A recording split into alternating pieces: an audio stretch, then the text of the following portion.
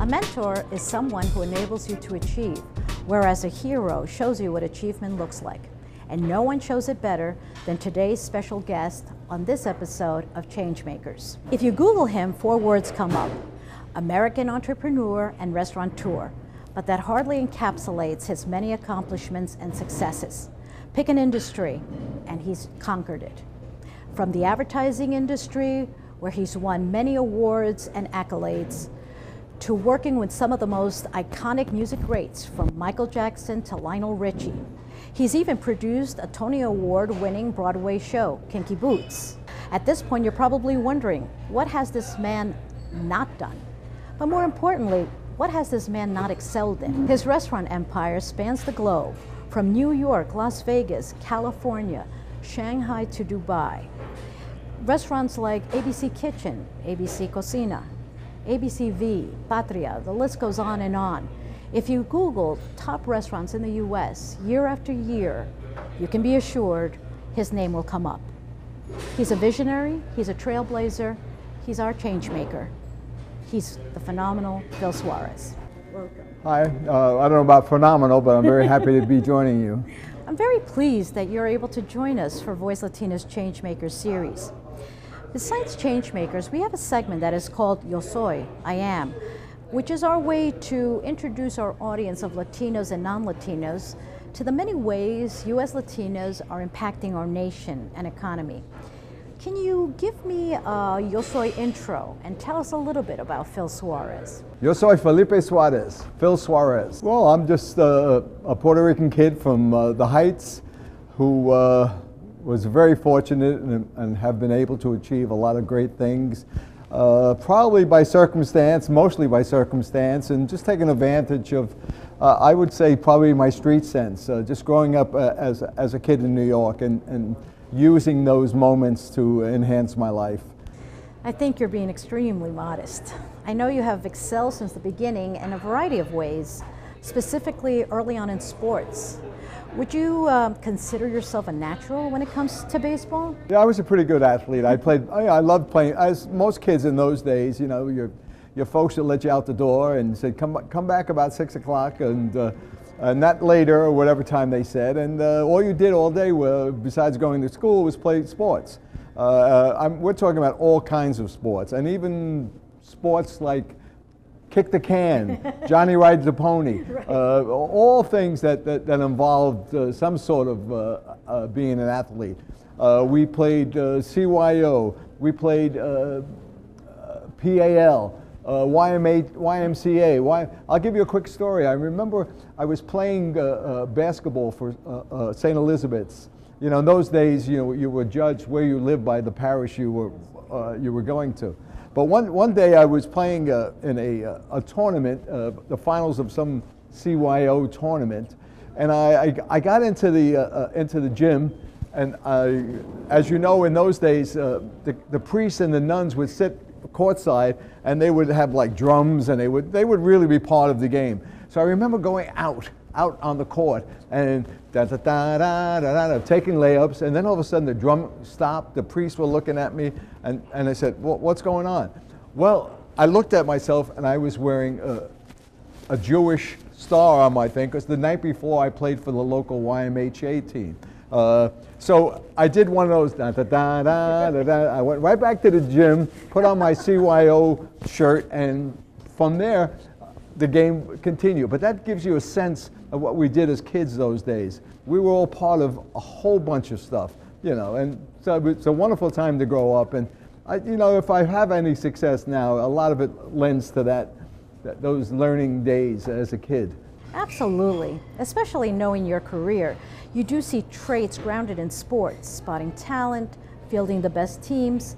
This has been a running thread, hasn't it? 100%, 100%. I think the thing, I went to school out in Iowa, and that was, again, another learning curve in my life, because here I am with all these folks from Iowa, and if you've ever been to Iowa, they had no idea who this Puerto Rican kid was.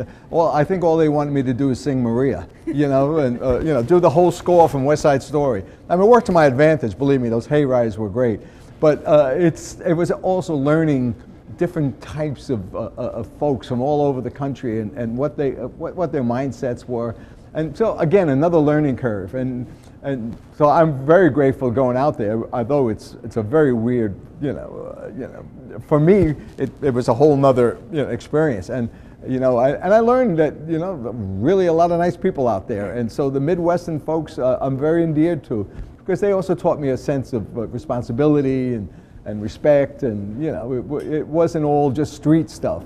There were people who had great families, and they'd sit home and say their prayers before meals, and it was a whole nother life. But again, another learning experience. Interestingly enough, you're picking up lessons of empathy and understanding, because you now have been exposed to different types of people in Washington Heights and Iowa.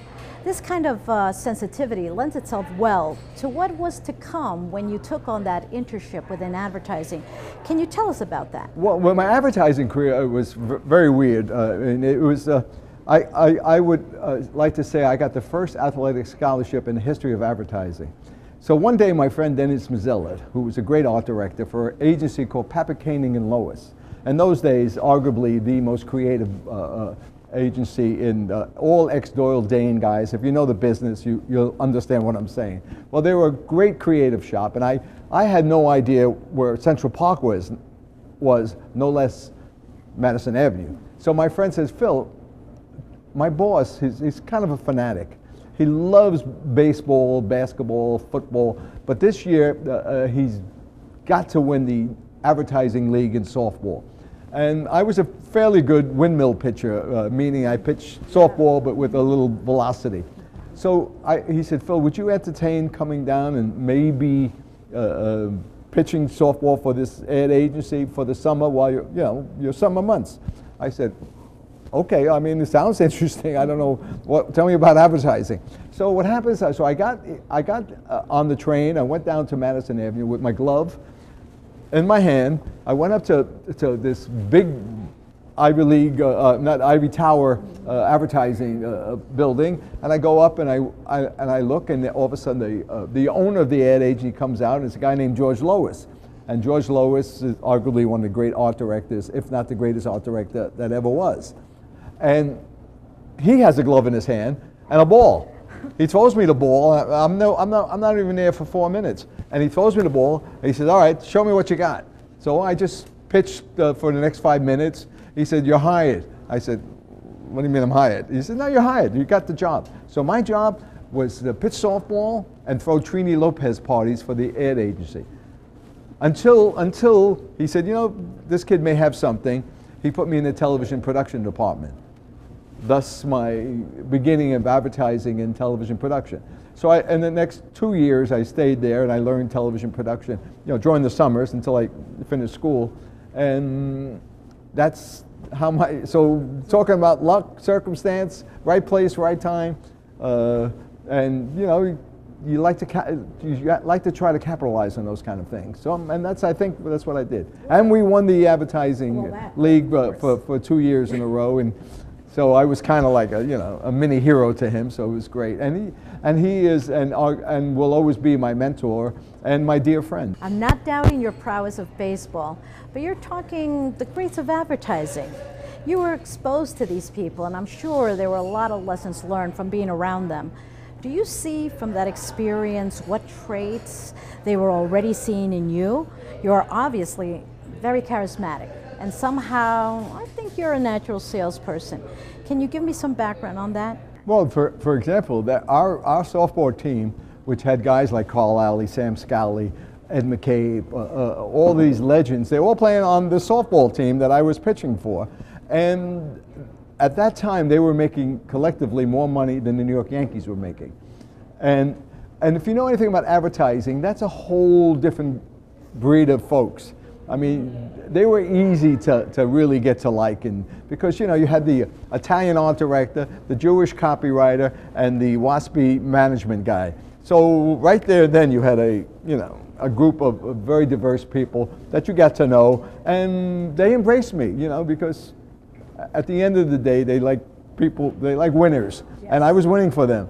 And I like to think I brought a little bit, I don't even know if they ever saw a Puerto Rican in their life at that time. So, you know, I thought I brought a little bit of that stuff into it, and taught them a little salsa and salsa and, you know, all of those things. And going back to my childhood, you know, I always thought I could always wing my way through life. A natural salesperson. Yeah, and that's what I did. I accomplished, and it was fun. And you know, I'd never dreamed of a world like this. I mean, could you imagine coming up from the heights and, you know, what the heck? And all of a sudden you're down there with these guys, and, you know, at that time Brioni suits, and, you know, it was just like, you pinch me. Where am I? It's also a testament to these greats that saw in you a talent they cultivated.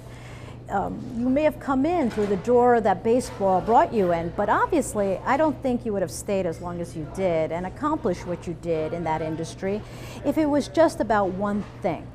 They saw the charisma. The fact that you're a natural salesperson, I'm sure you did quite well in securing clients and cultivating those relationships. Am I right?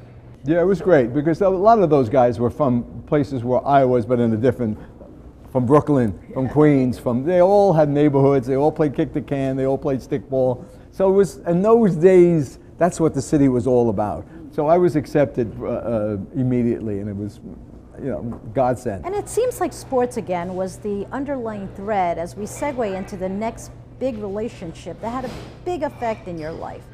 It's when you met Bob Giraldi. And wasn't it on a basketball court? Oh yeah, we met on the basketball court, and matter of fact, we had a little bit of a what would you call altercation, or we had a little bit of like, oh yeah, and they separated us, and we remembered each other, and it was Young and Rubicam playing Papakane and Lois, and we remembered each other. Then my wife went to work for an agency called Della Femina, Travisano. And I went up to visit her one day, and she said, Phil, you remember this guy? And it was Bob Giraldi, and he had already known about my reputation as a film guy, because I had already started launching my career in that world. And he was a brilliant art director, and which has happened in most of my life is like all of a sudden I got a phone call and said, Phil, would you be interested? And I said, let's meet. And we said, well, let's do our own thing. We were both in our late 20s, and you know, big shot, big chance in our life, and we took it. And we opened up Giraldi Suarez Productions, and the first year we were able to win 6 or 7 Clios, which in the world of advertising was our Oscars.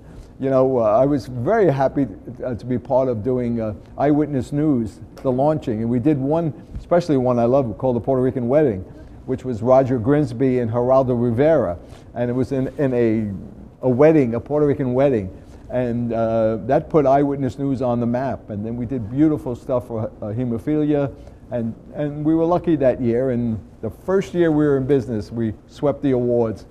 And we never looked back, and we remained partners for over 30 years. And of course, that's another story. My restaurant world I was doing restaurants while I was doing that, and that just got bigger than life. And we ended very nicely. And in fact, I think he's still doing it. And and I don't know why, because that world of advertising is not the world I knew. It has changed quite a bit.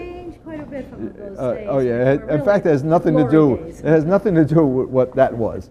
It's, you know, as you know, it's a whole nother alternative media now is what it's called. But it was so important how you cultivated relationships, a trait that was grounded in your advertising background. How important the relationship is.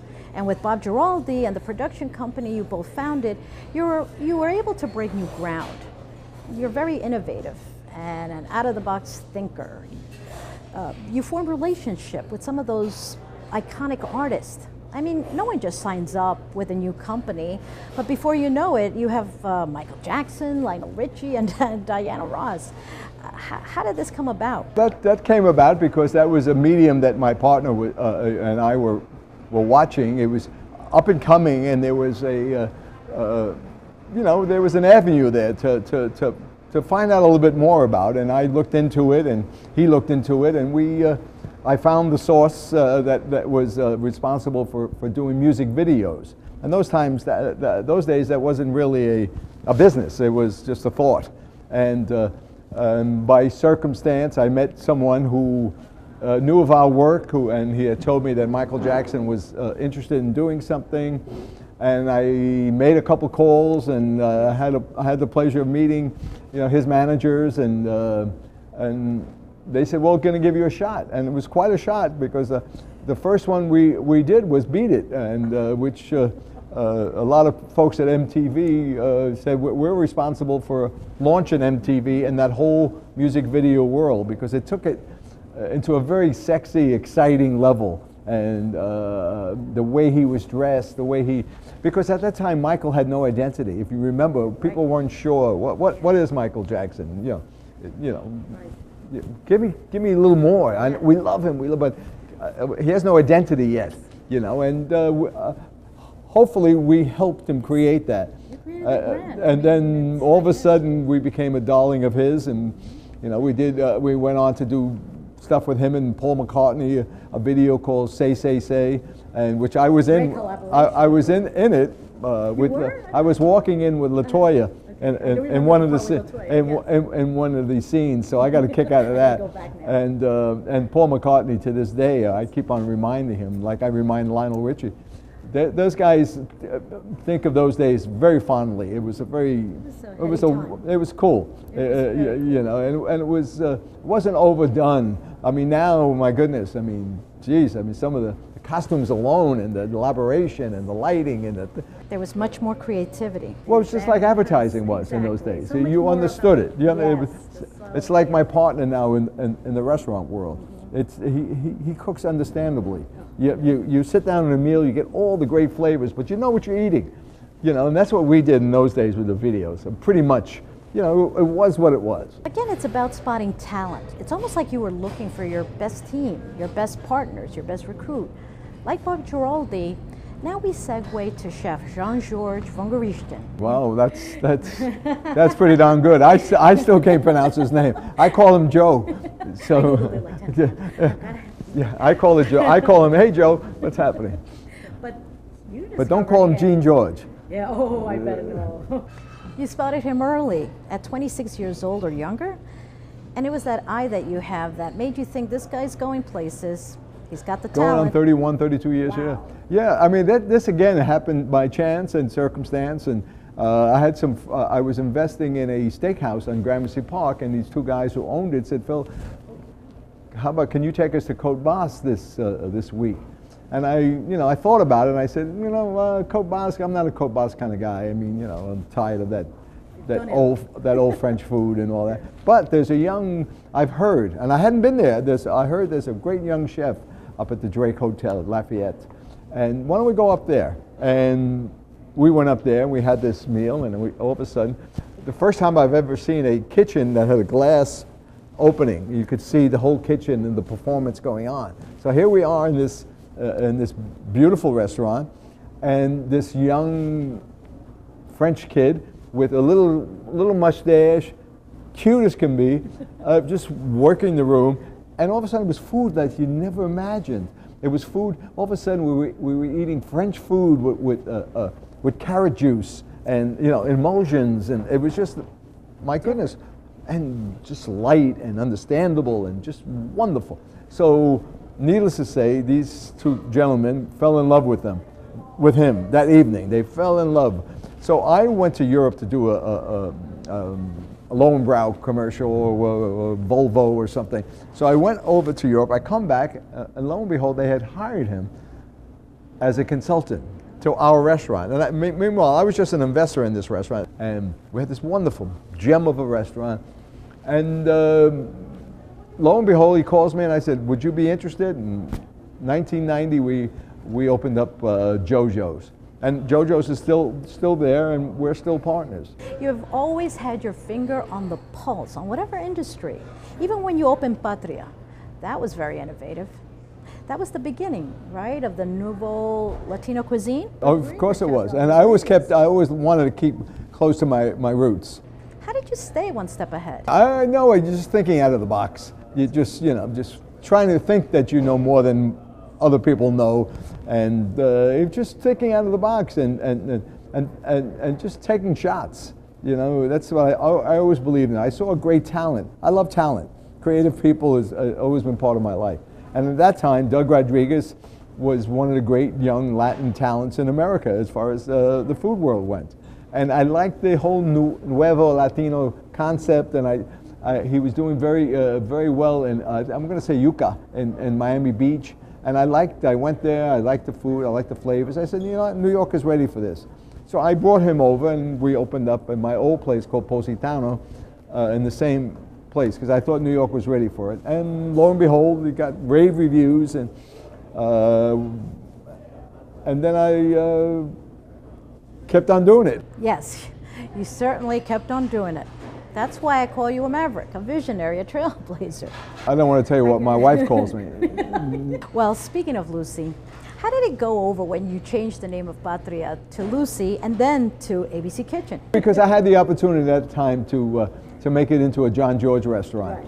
And even Lucy was kind enough to understand. I said, Lucy, I'm changing this into a John George restaurant, because I think, like you say, you got to have a sense, a feel. Timing is everything in this game. You know when a concept is tired. You know when a concept is not being accepted. You know when a concept is ready to be changed. And so it was ready to be changed, and she went along with it. In looking at your life and this arc of your career, from my standpoint, I see you have let others be on the stage while you've been behind the scenes. Because if we look for the connector among all those successes, whether it's advertising, restaurants, whatever, who is at the center of it all? It's Phil Suarez. Even with all the success, you're still innovating and trying to keep your finger on the pulse.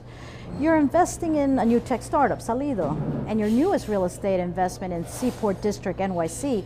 Can you tell us a little bit more about that? I'm helping curate the South Seaport, which is a multi-billion-dollar project that they're doing down at the tip of Manhattan, and they're redoing totally the old South Seaport. It's a company called Howard Hughes, who is a major investor, and John George and I have become the pillars of the restaurant component of that.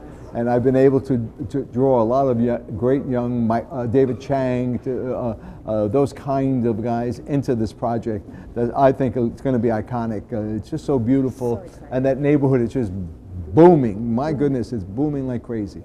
But one thing I just don't want to lose sight of. But the most important thing that I'm doing now is my love of charities. I'm a really keen supporter of things like the PAL, yes. The Garden of Dreams. I was head of the Catholic Big Brothers. Those kinds of things that I think Latin men and men all over the world, anybody who's made anything, who's done anything, should really, really just give back. And the kids are the foundation of our society. And I just wanted to say that to me, that's more important than all the nonsense and all the accolades and all that. You beat me to the punch. I was going to celebrate all the philanthropy work you do, even with the kind of schedule you keep. For you to give back the way you do is a great testament to who you are. Can we now close this out by sharing some words of advice? If there's a young chef or an advertising executive out there, what do you think are the crucial characteristics or traits they should possess or cultivate? Well, I mean, believing in yourself, of course, and listen, learn.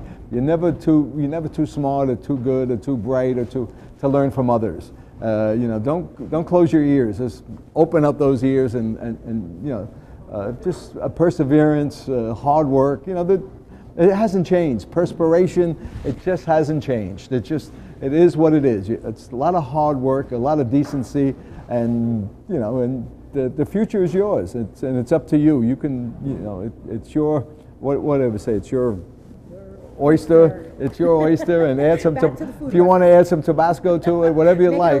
But that's what I've done, and I'm very happy for it.